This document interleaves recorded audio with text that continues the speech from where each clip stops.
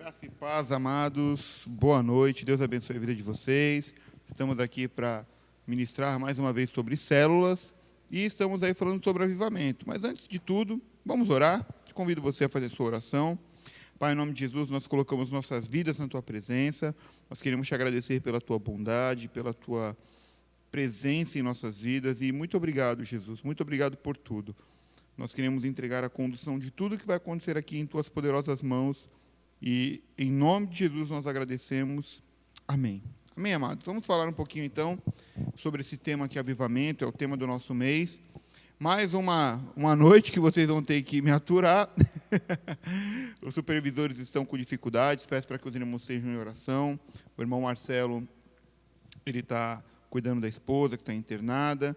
O Abenilson está trabalhando em São Paulo. O irmão Marcos também trabalha em São Paulo e acaba chegando muitas das vezes correndo, e não dá tempo para ele.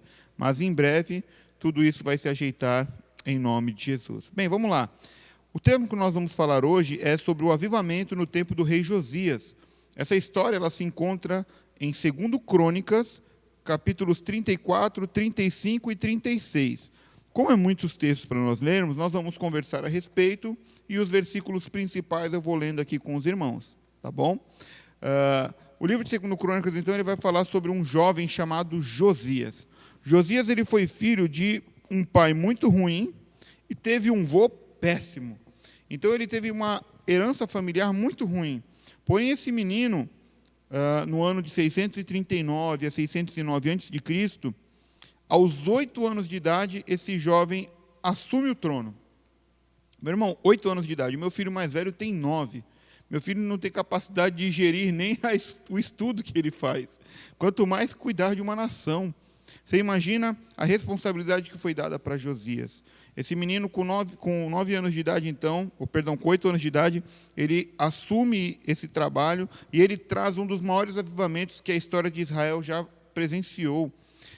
Aos 16 anos de idade, ele entrega a sua vida verdadeiramente para Deus, ele conhece o Deus do seu pai Davi. Quando a Bíblia diz o pai Davi, Davi não foi pai dele, mas era a sua herança, a sua genealogia, né? Chegaria até Davi, então é uma expressão, filho de Davi. O próprio Jesus foi chamado de filho de Davi, exatamente por conta dessa herança espiritual. E Josias, ele aos 16 anos de idade, ele resolve ter essa intimidade com Deus. Aos 20 anos de idade, esse jovem ele faz uma mudança geral, ele purifica totalmente aquela nação de tudo que estava vivendo. Olha só, quando Josias ele assumiu o trono com um povo completamente idólatra, tudo bagunçado, o povo tinha ídolos, o povo tinha templo pagão, o povo adorava embaixo de árvores, o povo queimava incenso para diversas divindades daquela época, Baal, Milcom, Moloque, Astarote, eles cultuavam as estrelas. E quantas pessoas até hoje, né?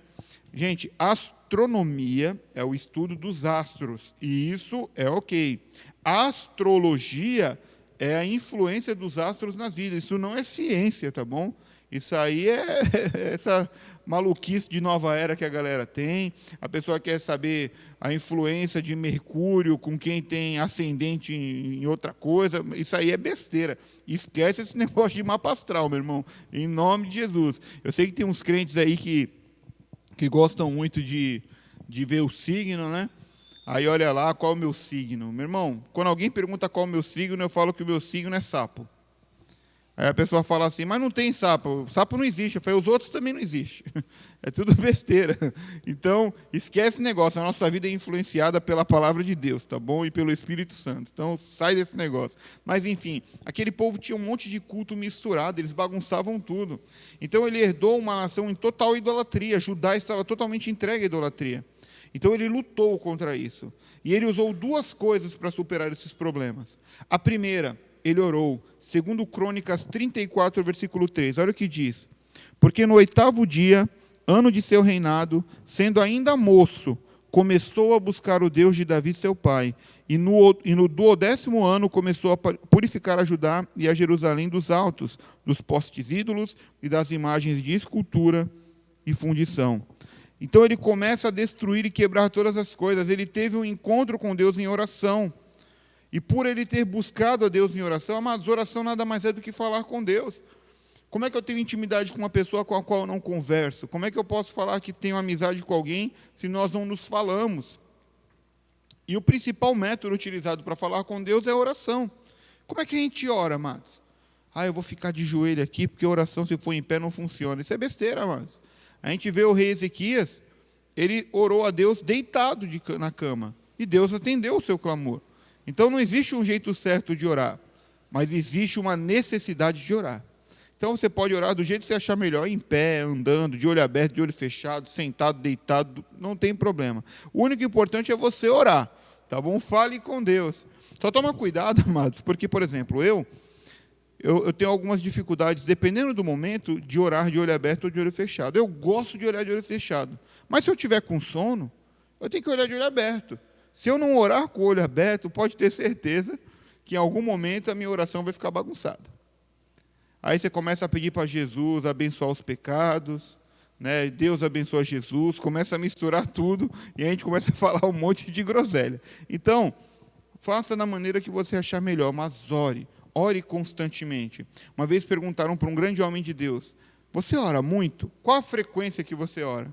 E ele respondeu assim, eu não oro mais do que 5 minutos, mas não fico mais que 5 minutos sem orar. O que ele quis dizer com isso? A minha oração é constante, eu estou constantemente orando. Eu não preciso ficar orando por longos períodos, mas eu preciso, durante todo o período, orar. É isso que vocês precisam entender. A oração, ela é chave. Por ele orar de forma consciente do problema que existia naquela nação, ele pôde destruir o pecado que está lá no versículo 7. Tendo derribado os altares, os postes ídolos e as imagens de escultura, até reduzi-los a pó, e tendo despedaçado todos os altares do incenso em toda a terra de Israel, então voltou para Jerusalém. O fato dele orar, ele pôde compreender o coração de Deus, e assim que ele entendeu como o coração de Deus estava, ele lutou contra aquilo que ofendia a santidade de Deus, e a começar pela idolatria. Quando nós temos uma vida de oração diante de Deus, o Espírito Santo revela aquilo que estamos fazendo de errado. Meu irmão, é impossível alguém que nasceu de novo, que tem o Espírito Santo na vida dele, não ser tocado por esse Espírito, impulsionado a fazer o que é certo. Então, ore, fale com Deus o tempo todo. O segundo ponto aqui, a palavra. A palavra tinha sido esquecida naquele período. Como o povo estava em pecado, o povo não buscava mais a Deus através da sua palavra. E não conhecer a palavra é certeza de que vai dar errado, amados. Em algum momento nós vamos nos quebrar, porque a palavra é o nosso manual de instrução. Uma vez, né, os homens que são casados aí vão me entender. O pessoal diz assim, poxa, a mulher é tão complicada que ela podia vir com um manual de instrução. Né? E alguns dizem que até encontraram o manual de instrução. O problema é que não tinha como carregar tamanho o peso do bicho, né? Que era muito grande, tinha muitas páginas. Mas o ser humano tem sim um manual de instrução, é a Bíblia. Quando nós olhamos para a Bíblia, ela nos direciona, nos ensina tudo o que devemos fazer, como devemos fazer, quando devemos fazer, tudo está na Bíblia, tem resposta para tudo aqui. Josias, ele não fez diferente. Josias, ao ouvir a palavra do Senhor, ele começou as reformas. Segundo Crônicas 34, versículo 14 e 18. 14 ao 18. Olha só o que diz. Diz assim, ó. Quando se tirava o dinheiro que se havia trazido à casa do Senhor, Ilquias, o sacerdote, achou o livro da lei do Senhor, dado por intermédio de Moisés. Então disse Ilquias ao escrivão Safã, achei o livro da lei na casa do Senhor. Ilquias entregou o livro a Safã. Então Safã levou o livro ao rei e lhe deu relatório, dizendo, tudo quanto se encomendou aos teus servos, eles o fazem. Contaram o dinheiro que se achou na casa do Senhor e o entregaram nas mãos dos que dirigiam a obra e dos que a executavam. Relatou mais o escrivão ao rei, dizendo, o sacerdote Ilquias me entregou um livro. Safã leu nele diante do rei. Tendo o rei ouvido as palavras da lei, rasgou as suas vestes. Versículo 19. Quando ele entendeu o quão errado ele estava vivendo, ao conhecer, e ele já tinha iniciado muitas das coisas, mas quando ele viu o livro da lei, e ele entendeu o que a palavra de Deus dizia a respeito da vida dele, ele rasgou as vestes. Rasgar as vestes naquela época era um símbolo de humilhação, de quebrantamento, ele se rasgou diante de Deus e mostrou exatamente a dificuldade que estava vivendo. Então ele pegou o povo e leu a lei diante de todo o povo. Versículo 30. O rei subiu à casa do Senhor e todos os homens de Judá, todos os moradores de Jerusalém, os sacerdotes, os levitas e todo o povo, desde o menor até o maior, e leu diante deles todas as palavras do livro da aliança que foram encontrado na casa do Senhor. Meu irmão, nós precisamos da palavra de Deus para trazer avivamento espiritual. Não existe avivamento sem palavra. Não existe, amados. Eu sei que muitas das vezes as pessoas não querem ouvir o que a Bíblia diz. Você acha que para mim também não tem página aqui dentro que eu gostaria de rasgar, de arrancar? Tem muita coisa que está escrita aqui que eu preferia não saber, porque se eu não soubesse, eu poderia pecar sem culpa. Mas a partir do momento que nós conhecemos a palavra nos confronta e traz mudança. E o que Deus faz na nossa vida é exatamente isso, mudança. Por isso é uma nova vida. Para que haja avivamento, tornar-se mais vivo, é preciso que o que está morto seja tirado de nós. E através do conhecimento das Escrituras, essas verdades mudam a nossa vida. Qualquer avivamento que não proceda das Escrituras, não proceda da Bíblia, é um falso avivamento.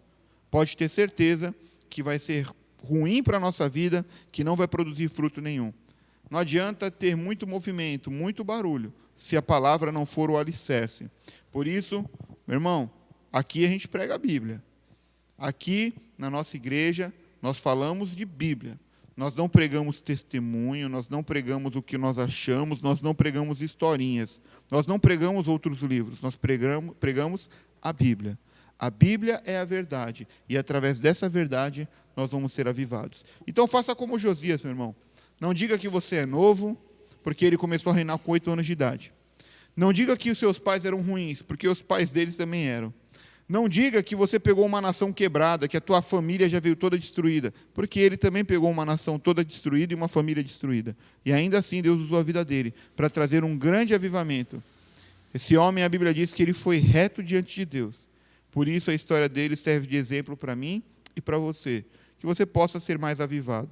Permita-se ser usado pelo Espírito Santo de Deus, em nome de Jesus. Amém, amados? Olha, acabando aqui agora, entra no teu grupo aí, fala com o teu líder, ele vai te chamar, seja pelo WhatsApp, pelo Zoom, pelo Instagram, pelo Facebook, não importa. De alguma forma você vai ser chamado, vamos bater papo, fazer as perguntas, fazer quebra-gelo, fazer todas as coisas, e que Deus te abençoe em nome de Jesus. Meu irmão, forte abraço, Deus te abençoe em nome de Jesus.